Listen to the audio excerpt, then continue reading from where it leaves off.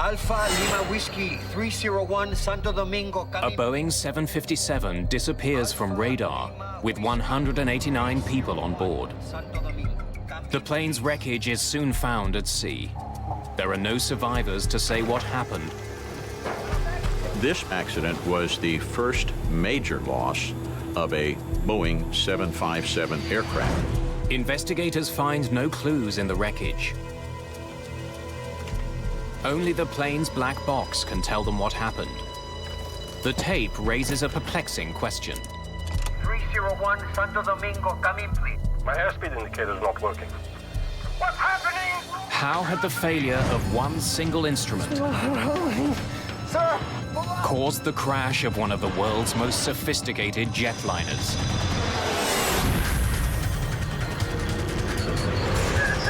Mayday.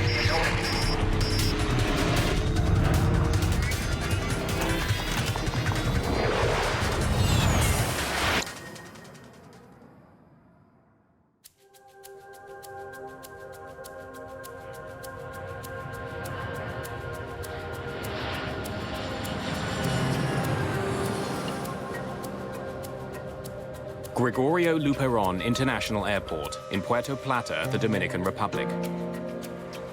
February the 6th, 1996.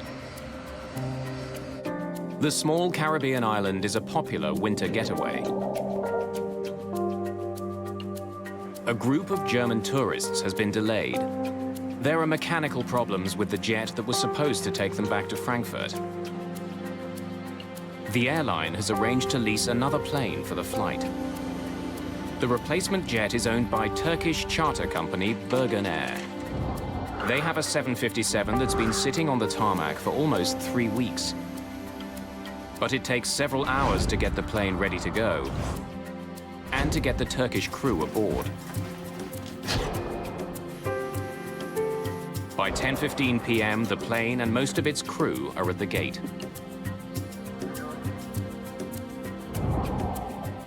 More than 4 hours after they were supposed to take off, the first of the passengers begin boarding the plane.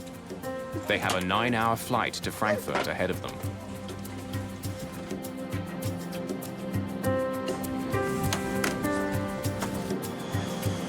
Puerto Plata, Alpha Lima Whiskey 301. Shortly after 11:30, Bergen Airflight 301 is given permission to leave the gate. Pushback granted.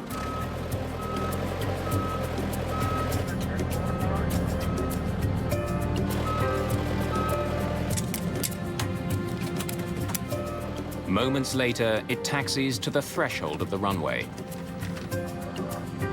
Cabin crew, take your seats, ready for takeoff. Cabin announcement is completed. Exterior First lights. Officer Aykut Gergin is new to the 757 with fewer than 75 hours in the plane, all in the last 3 months. Thank you. Ready for takeoff. In contrast, Captain Adm is one of Birgenair's most senior pilots. He's logged thousands of hours in this type of plane. Alpha Lima Whiskey 301, ready for takeoff. 301, cleared for takeoff, runway 08. Cleared for takeoff. Runway 08, 301. Thank you. A good flight. Good flight. Good flight. Mulis Evrenesolu is on this flight as a relief pilot. Like First Officer Gergin, he's been flying the 757 for less than 3 months.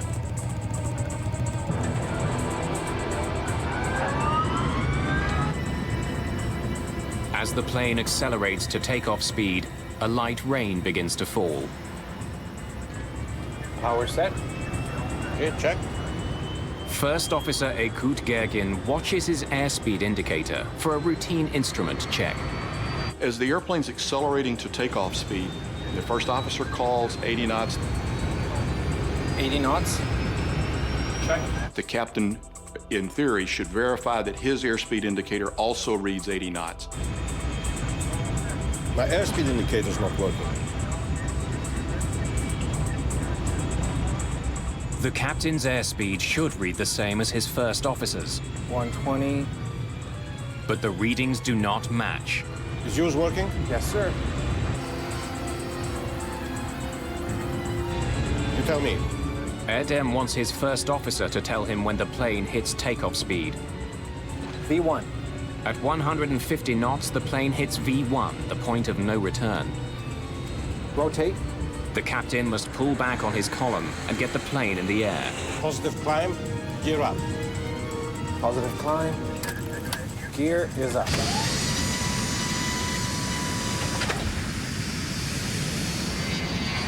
At 11:42, the plane takes off.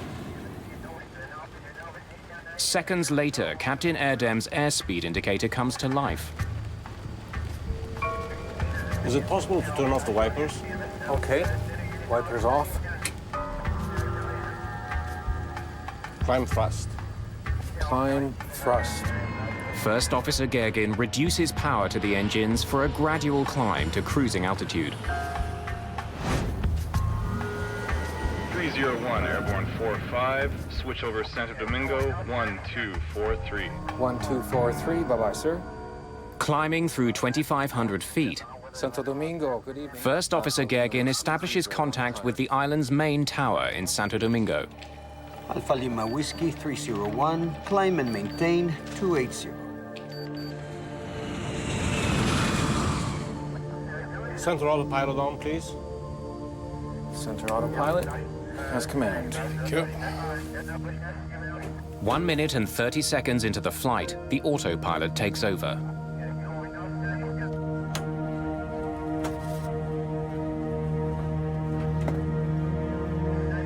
Onboard computers now make all the calculations and adjustments necessary to keep the plane climbing safely.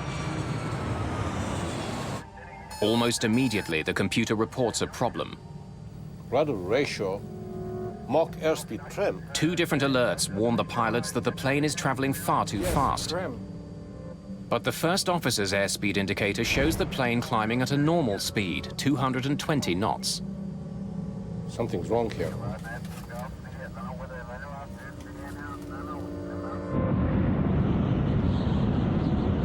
Unaware that there are any problems, the controller directs Bergenair Flight 301 to continue climbing.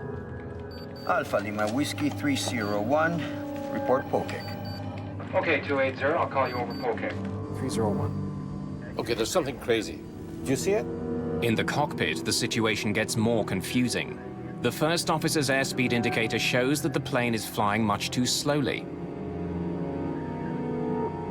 Mine shows only 200 now, and decreasing, sir. But the captain's gauge shows the plane flying far too fast, 325 knots. Both of them are wrong. What can we do? Let's check the circuit breakers. Yes, sir.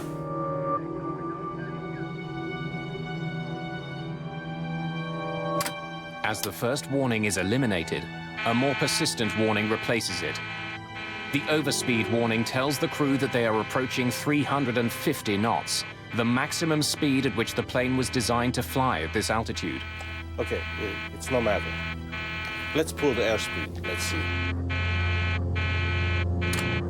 Resetting the circuit breakers turns off the alarm, but it doesn't fix the problem. Captain Adm's airspeed indicator still shows he's flying much too fast. Now it's 350, yes? Confused by the conflicting information, Captain Adm decides to do what the plane wants. He slows down. Take that like this. With terrifying results. The 757 is sending out warnings that are confusing the crew. Bewildered, the crew struggles to solve the problem. The lives of 189 people depend on them getting the answer right. Shortly after taking off from the Dominican Republic, Bergenair Flight 301 is in trouble. The cockpit is filled with an ominous sound, the stick shaker alert. A stick shaker warning is a warning of imminent stall. It means that the airplane is about to attain a speed so low that it cannot sustain flight. The alert is so serious that it actually shakes the pilot's control columns. Combined with a loud rattling, it's impossible to ignore. To add to the crew's confusion, the plane begins to vibrate and dip wildly.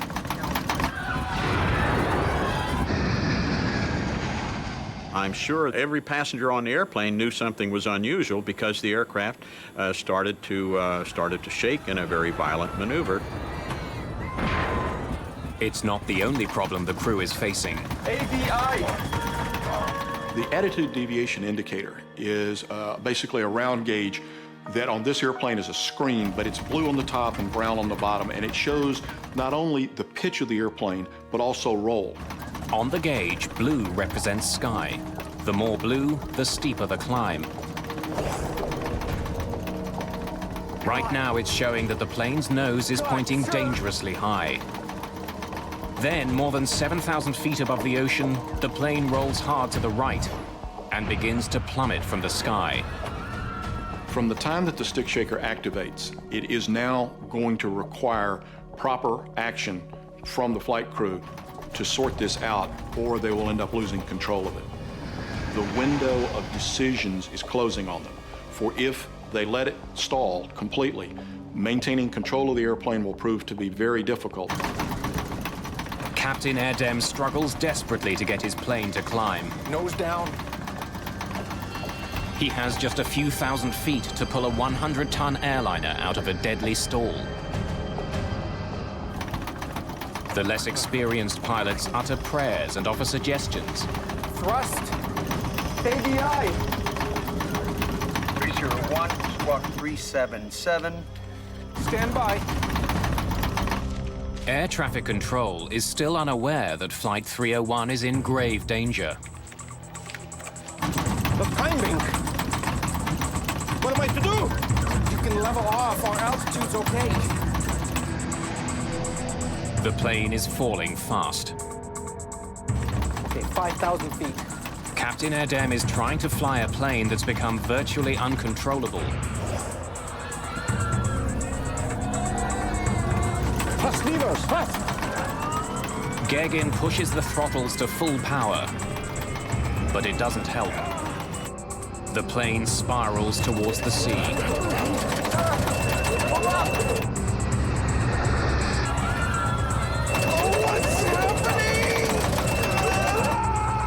Alpha Lima Whiskey 301, Santo Domingo, come in, please.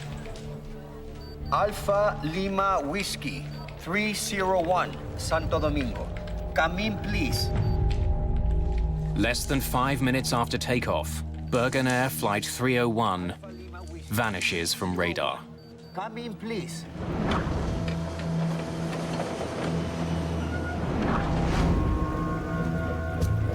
The Dominican Navy begins searching for the missing plane and its passengers. En route, I was always thinking of what I would find. I thought I would find people screaming, people yelling, asking for help. They discover something very different. The strong smell of jet fuel hangs over the water. Pieces of wreckage float on the waves.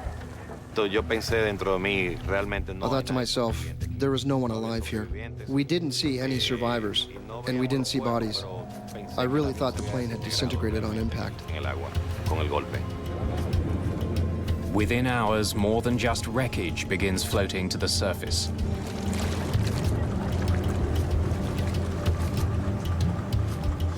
Around 5:20 in the morning, when the bodies started to come up, I did feel a great sorrow in my heart. I felt like I wasn't sure if I would have the strength to continue the work at that moment. The search continues by the light of the next morning. American and Dominican rescue ships scour a 1,300 square kilometer area for survivors. None are found.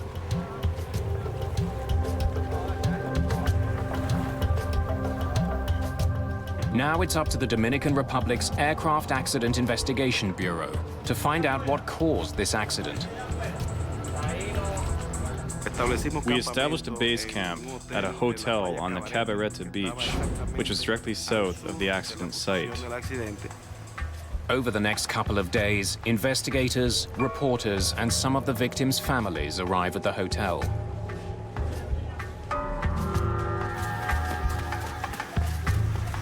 Nearby, evidence of the disaster reaches the Dominican shores. Wreckage and passengers' possessions are washing up on the beach. Even the smallest piece could be a valuable clue as to what caused the crash. The USA's National Transportation Safety Board agrees to assist the Dominicans with their investigation. Dominican Republic. I'm Manuel Sufron. They send an investigator to Puerto Plata. We could see that this was going to take some international cooperation to get to the bottom of the event.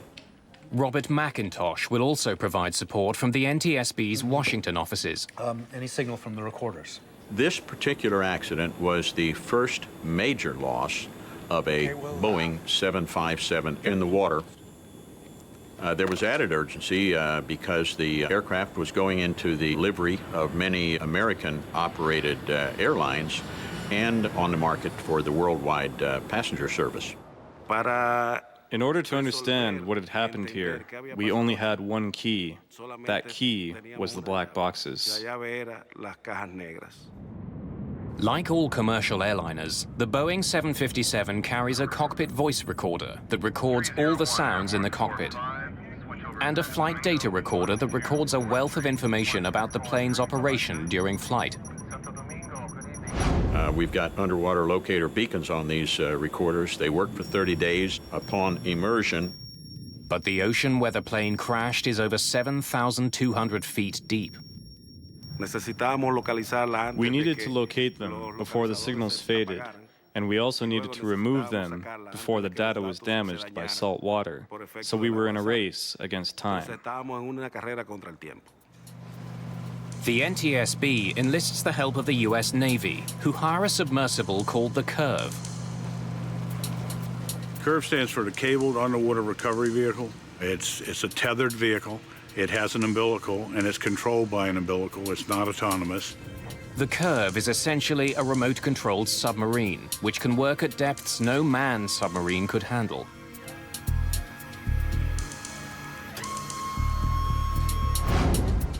While the Curve travels from the United States, Major Souffrant starts to examine the evidence he has. Radar on the ground tracked the plane as it climbed into the night sky. I have the radar. The history of the flight is recorded here. So basically... Investigators study the radar records, along with the conversation between the ground controllers and the crew. I have the recording from the control tower. Santo Domingo, good evening. Alpha Lima Whiskey 301, climbing with you. Alpha Lima Whiskey 301, climb and maintain 280.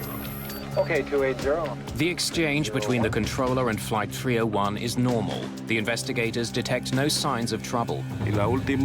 Last communication between them was only disrupted with a standby.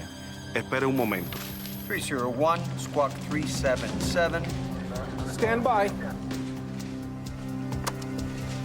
As you heard, there's no reason why this plane went down.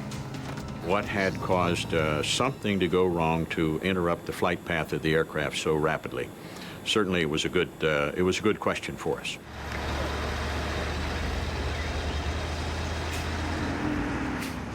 Any debris that's found is taken to a Dominican military base to be examined.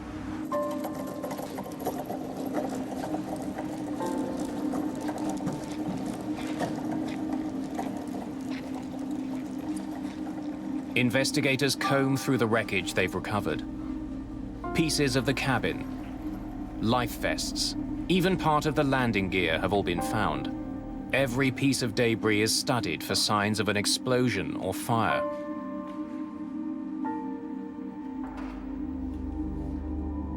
Investigators also check if any of the life vests are inflated. That would suggest passengers had some warning before the plane plowed into the sea. Cords on some of the life vests are hanging loose. But investigators conclude that could be the result of the plane's violent impact. The crash was so powerful, it has compressed coffee cans into flat pieces of tin.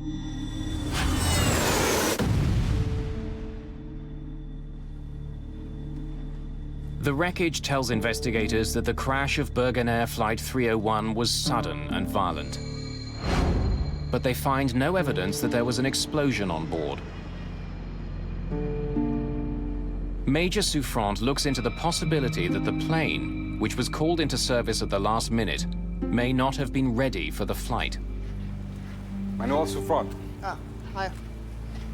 I'd like to see some records of the Birgenair plane. Oh, they're right here. This is it. It had been on the ground for some time in Puerto Plata, and that became interesting to us. Why would an operating company have an aircraft sitting there? Investigators discover that the plane wasn't on the ground for repairs. Based on maintenance records, the plane appears to have been mechanically sound. Bergenair simply didn't have enough passengers to justify the flight financially.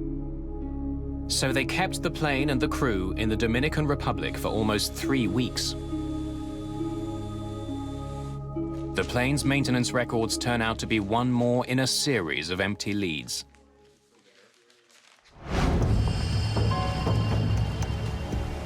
The Curve arrives in Puerto Plata harbor.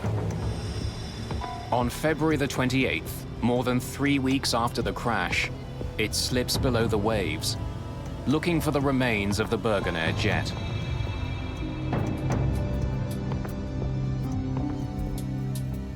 It takes the robotic submarine 2 hours just to descend the 7,200 feet to the ocean floor. From there, it sends back images of the wreck of Flight 301. The cockpit pretty much was sitting upright, and it was pretty much the nose of the plane, you know, and you could see the front part of it. It was obviously banged up and cracked and fragmented. The clues investigators need to solve the mystery of this plane crash lie somewhere amongst the plane's twisted wreckage. The flight's black boxes are the top priority. The Curve quickly picks up the signal from a pinger on one of the units. Operators must now maneuver the sub towards the sound. They have to be able to see the boxes to pick them up with the robotic arm.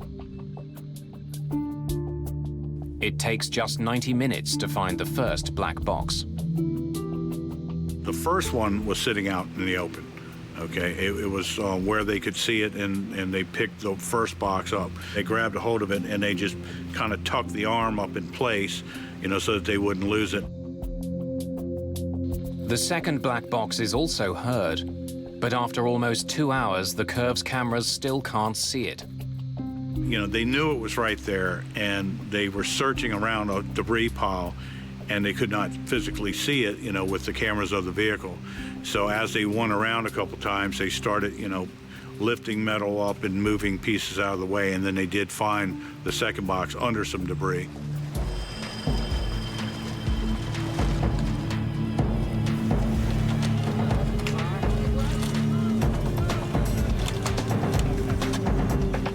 Flight 301's flight data recorder and cockpit voice recorder are brought to the surface and loaded onto a waiting jet.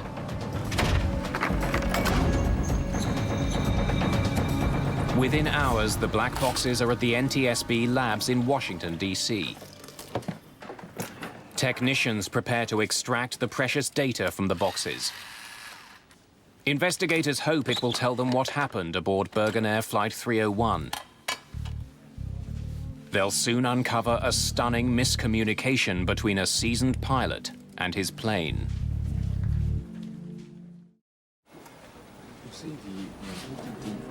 To unravel the mystery of Bergenair Flight 301, investigators are counting on the plane's black boxes. That flight data recorder was our key. So the technicians got busy and gave us plots, visual plots of what was going on with engines and airspeeds and so on, to allow us to try and understand why that aircraft slowed down and then simply departed controlled flight and entered the ocean. Ah, that's great. That shows us all we need to see for now. So it's all the flight data recording. It's on a timeline. top is the pitch. We've got the airspeed and the altitude. But check out the timeline, 44. Investigators immediately notice something unusual about the flight. 15 degrees pitch, nose up. Seems high. It's almost the maximum. And then it stays that way. The plane began climbing normally.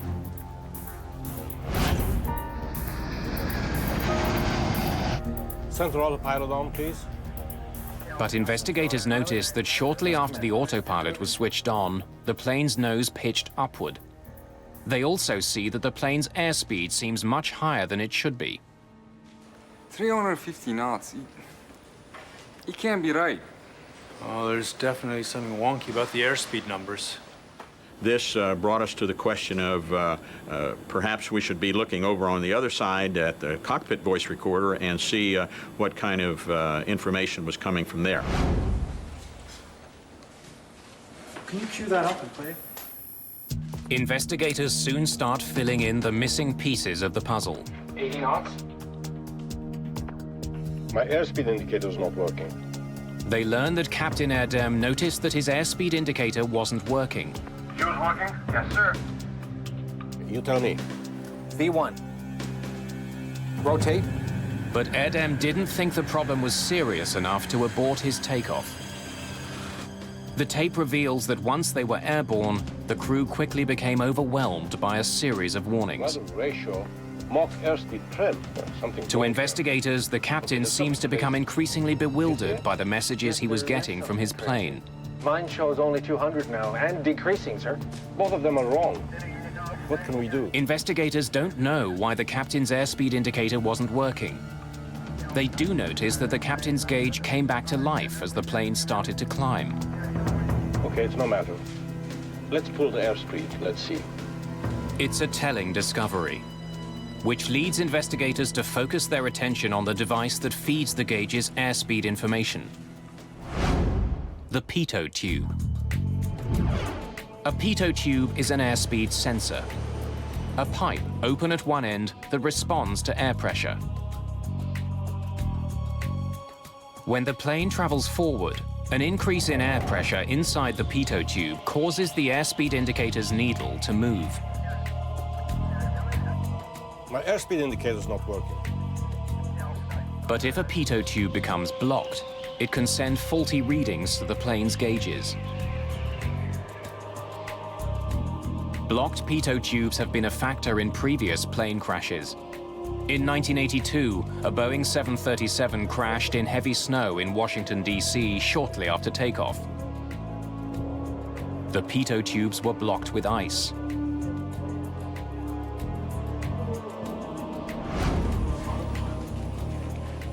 Investigators suspect that the pitot tube which fed the captain's airspeed indicator on the Bergenair jet was somehow blocked. But they know ice can't have blocked the tubes of a plane taking off from a Caribbean island. We don't know why it was blocked, but it presented a very, very interesting situation to us. We started carefully looking at what could cause that kind of thing to happen. Senor!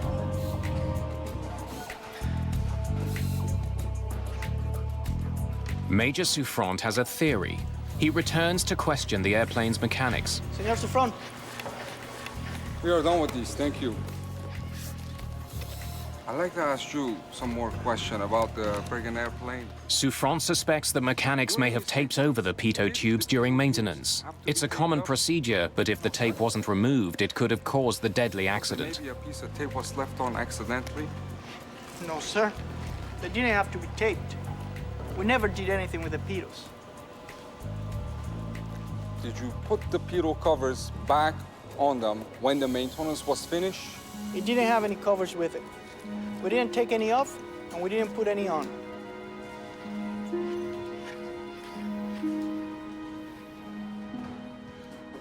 And that's when we discovered that the pitos had not been covered for the 25 days that the aircraft remained parked at the International Airport in Puerto Plata.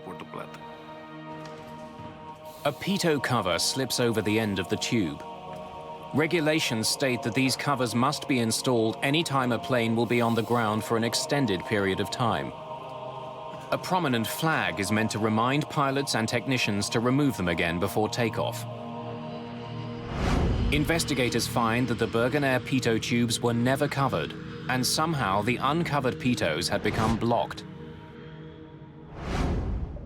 Recovering the tube from the ocean floor is the only way for investigators to answer a pressing question. What blocked the pitot tubes? Nobody knows for sure. The evidence is 7,000 feet down in the Atlantic Ocean. But even if the pitot tubes were blocked, how could it have caused the crash of a modern jet and the death of 189 people? It's not like a car where you have only one speedometer. In this kind of an aircraft, you have a total of 3 airspeed indicators, and there's a flight data computer which is computing the velocity in relation to the ground. I'd like to welcome you all this afternoon. As you know, I'm Bob McIntosh. Using information from the black boxes, the NTSB pieces together a real-time animation from liftoff to the final moments of Flight 301. This is the indicator. The captain actually realized that his speed indicator was not working. Is yours working? Yes, sir. The big question for investigators is how could one faulty airspeed source result in a crash? He realized it at a time when he could have aborted, he could have turned back, but he chose to continue. Right now, investigators analyze the captain's every move and find that he allowed a small error to escalate and ultimately overwhelm him. Rotate. Positive climb, gear up. Moments after liftoff, Captain Adm's airspeed indicator appears to be working. and then that means it's at odds. But investigators suspect the gauge is responding to changes in altitude. Climb, thrust. As the plane climbs through the thinning atmosphere, the air trapped inside the tube expands, causing a buildup of pressure. Inside the cockpit, this causes the airspeed indicator needle to deflect. Even though altitude is causing the increase in pressure, the sensors mistakenly read it as an increase in airspeed. So at this point, the takeoff is standard, nothing. Captain Adm may have had 5 separate sources of airspeed to rely on, but investigators noticed that when the trouble started, he wasn't flying the plane. Center autopilot on, please. Center autopilot has command. Thank you. The autopilot was. And unless the crew reconfigures it, the autopilot gets its airspeed information from only one source. Remember, the autopilot gets its data only from the captain's pitot tube, the one that was blocked. The data shows that the trouble on Bergenair Flight 301 began when the autopilot took over. Right after the autopilot is engaged, the plane's nose begins to rise. Investigators suspect that the crew didn't realize that the blocked pitot tube was feeding the autopilot faulty information. The computer registered that the plane was traveling too fast and raised the nose to slow it down. It soon rises to 15 degrees, then it stays there. Raising the nose works like an air brake. It slows the plane by creating drag. The autopilot is programmed to never bring the nose higher than about 15 degrees. Any higher, and the plane would slow down too much and stall. The autopilot's a pretty smart guy. He already knows he's got all the power that he's going to get for the climb. The only thing for the autopilot to do is raise the nose. And it raised the nose of the airplane to its limits of authority. But the autopilot was reacting to faulty information. Moments later, it sent out 2 different warnings. Rudder ratio, Mach airspeed trim. That the plane was traveling too fast to be controlled safely. And the airplane begins picking up warnings, rudder ratio, a variety of things that the airplane is sensing problems. Okay, there's something crazy here. Do you see it? Yes, there is something crazy. Mine shows only 200 now, and decreasing, sir. Both of them are wrong. Investigators realized that Captain Adm wrongly concluded that both airspeed indicators were malfunctioning. In fact, his first officer's gauge was always correct. The plane was traveling much too slowly. What can we do? Captain Adm no longer knows which instruments to trust. Let's check the circuit breakers. As they saw these caution lights, they decided they were going to start pulling some circuit breakers. That would be rather strange. The actions of trying to reset circuit breakers is something that pilots of older generations aircraft have learned via experience of sometimes being able to get an errant system back functional. Resetting the circuit breakers turns off the alarm. But that needle continued to climb around the clock face until it activated the overspeed warning. The autopilot system sent yet another warning that the plane was traveling too fast. But the reality was just the opposite. The plane was slowing down. At this point, the overspeed indicator is on. They're going slow, they think they're going too fast, and confusion is set in. Let's pull the airspeed. That's when Captain Adm made the gravest error of all. You can see that he now pulls back on his throttles. Investigators realized that at the plane's already slow speed, pulling back on the throttles was disastrous. The crew got the most severe warning that a plane can send out. And that's when he gets the stick shift. He's got a tactile sense coming through his flight controls that literally shakes the stick and says, "You've got to lower this nose." In a matter of seconds, Captain Adm was first warned that his plane was traveling too fast, and then that it was traveling dangerously slowly. They're in direct opposition of each other, and two warnings that you would never expect to get one right behind the other. The autopilot is programmed to always disconnect when the stick shaker activates. It's up to the pilot to get the plane out of a stall. Once the autopilot reached its limits of authority, it said, "I've done all I can do. I'm out of here." When the autopilot disengaged, Captain Adm suddenly found himself in control of the plane at the moment of his greatest confusion. If you watch the plane at the top of the screen... The cockpit recordings lead investigators to a stunning conclusion. ADI! Captain Adm may not have recognized that his plane is about to stall, but the relief pilot behind him did. ADI! This additional pilot intervened to say, "ADI, ADI." In other words, look at that ADI and put yourself where you would normally see the nose of the aircraft. 5 degrees nose high, 10 degrees. So when the reserve pilot says ADI, he is attempting to focus the captain's attention to roll and pitch, which are becoming problematic. The relief pilot wanted Captain Adm to recognize that the plane's nose was pitched dangerously skyward. Investigators can hear First Officer Gergen trying to convey the same message. Nose down. At this point, the first officer is actually trying to lead the captain to some solutions, but not actually take control of the airplane. What the 757 desperately needed was airflow over the wings to generate lift. The only way to get that was to point the nose down and dive. What puzzles investigators is that the first officer had a control column identical to the captain's. He could have pushed it and brought the nose down himself. He may have been able to save the plane. But he didn't. Instead, he and the other Turkish crew member continued offering suggestions to their more experienced but overwhelmed captain. But climbing, what am I to do? You can level off, our altitude's okay. The recording shows that Captain Adm ignored valuable advice that could have saved the plane. And in the Bergenair case, there's a case of a relatively junior first officer looking at one of the most senior captains on the airline.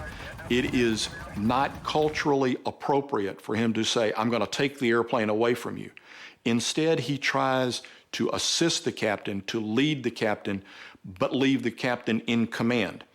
Other cultures, other training, other airlines may very well have required the first officer to physically take control of the airplane. I think the social atmosphere in the cockpit will prevail to revere age and experience to the point where it can kill somebody. And in this case, it looks like it did. The flight data recorder reveals that instead of pushing the nose down, Captain Adm tried to get more speed from his engines. At this point, the crew goes to full power.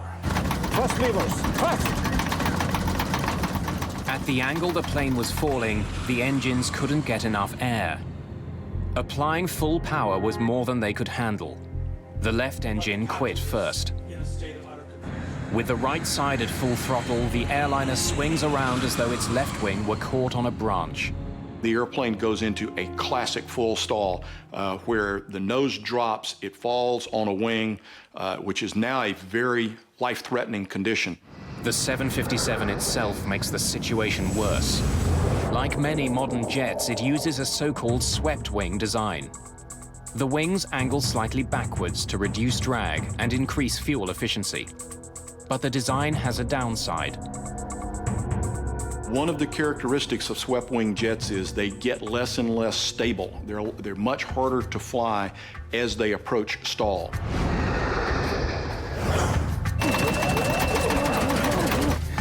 Sir, pull up! What's happening? What's happening?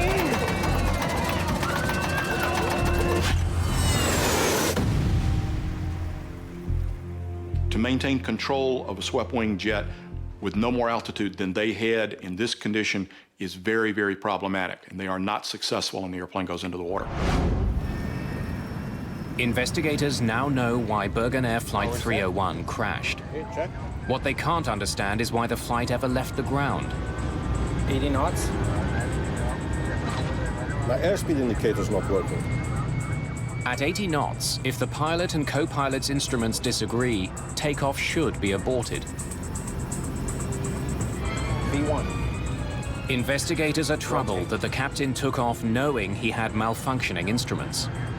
If something is not functioning correctly, it doesn't matter what it is, one should abort the takeoff at 80 knots. This decision on the part of the captain has been criticized, but there is a very short time window for this decision to be made. Members of the investigative team in Puerto Plata try to find any clues that might explain why Captain Adm didn't abort his takeoff. It was raining that night. Perhaps he was worried that he wouldn't be able to stop his speeding plane in time.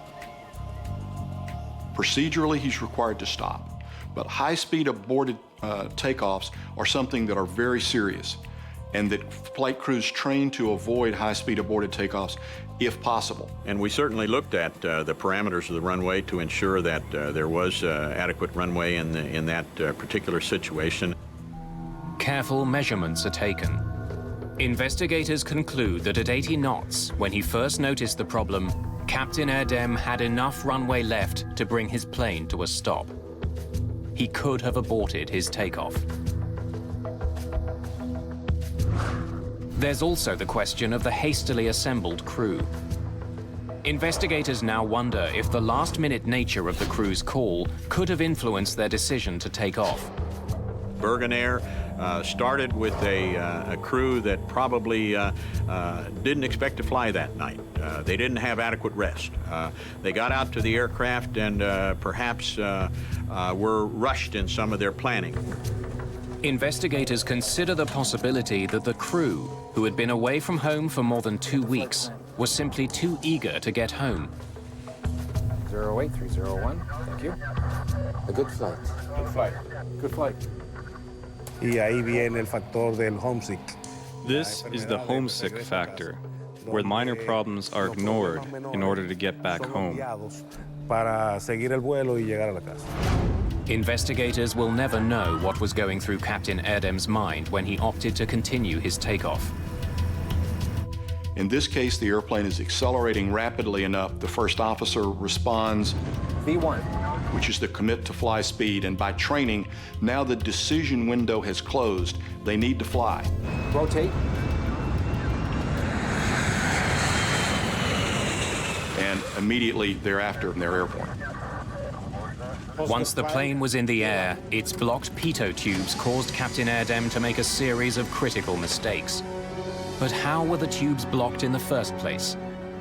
Investigators will find that the deaths of 189 people was caused by something the size of a paperclip. Investigators now know that a blocked pitot tube led to a series of conflicting warnings that confounded Flight 301's captain. Now they want to know how those same warnings would affect other pilots. Fuimos a un simulador de vuelo.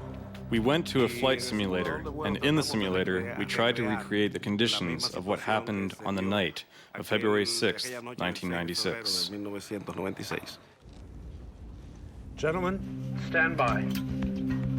The simulator showed investigators that an overspeed warning, followed by a stick shaker warning, caused even the most seasoned pilots to freeze. The contradictory warnings were potentially dangerous.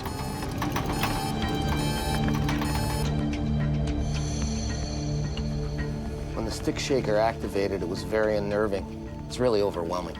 That would tell me that Mach airspeed warning horn combined with a stick shaker was a tremendously mind-boggling experience to a line pilot.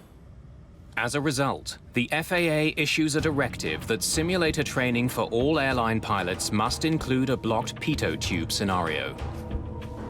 The flight crew within Bergenair was faced with a large number of warnings that kept coming, and each warning added complexity to the environment. There's a lot of warning lights going off. This captain is in a condition that is deteriorating now very rapidly. So there is a dramatically increased demand on the captain to fly the airplane. The FAA asks Boeing to change some of those warnings. Those changes include the addition of a new warning, which tells both pilots that their instruments disagree, and the ability for pilots to more easily silence troublesome alarms. Finally, Boeing modifies its planes so that pilots can easily choose which pitot tube the autopilot is using for airspeed readings.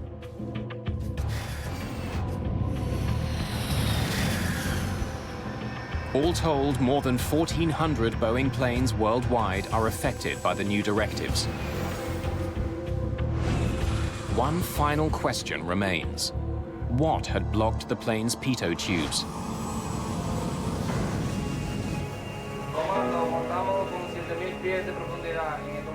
Investigators conduct an extensive search for Bergenair Flight 301's pitot tubes. They are never found. But at Puerto Plata's airport, they don't have to look far to find the likeliest suspect. It's not ice, and it's not dirt. We know that the area around Puerto Plata has a lot of bees and wasps and animals and birds and insects that like to build nests. One of the insects is well known to pilots flying out of the Dominican Republic. It's called the mud dauber wasp. Bug experts tell investigators about an extraordinary connection between the wasps and a pitot tube. Cuando la avispa albañilera está buscando un área para construir su nido. When a mud dauber is looking for an area to build its nest, it's looking for a site, a place that's more or less tubular. When the mud daubers make their mud nest, the mud, when it dries, hardens and condenses. It gets hard. Mud dauber wasps are squatters that make their nests in available places, like crevices in homes, or even the pitot tubes of planes. That the plane was stopped for so long, 25 days, was enough time for any species of the mud dauber to build its nest in the pitot tubes. Investigators can only conclude that mud dauber wasps blocked the uncovered pitot tubes that fed the captain's airspeed indicator, which caused it to malfunction. They didn't put covers on the pitot tubes. So at some point in time, extended time, there was an opportunity to get something like a mud dauber in that pitot tube. Investigators have their answer. On February the 6th, 1996, a tiny insect led to a series of mistakes that brought down an airplane and changed the design of the world's most successful series of airliners.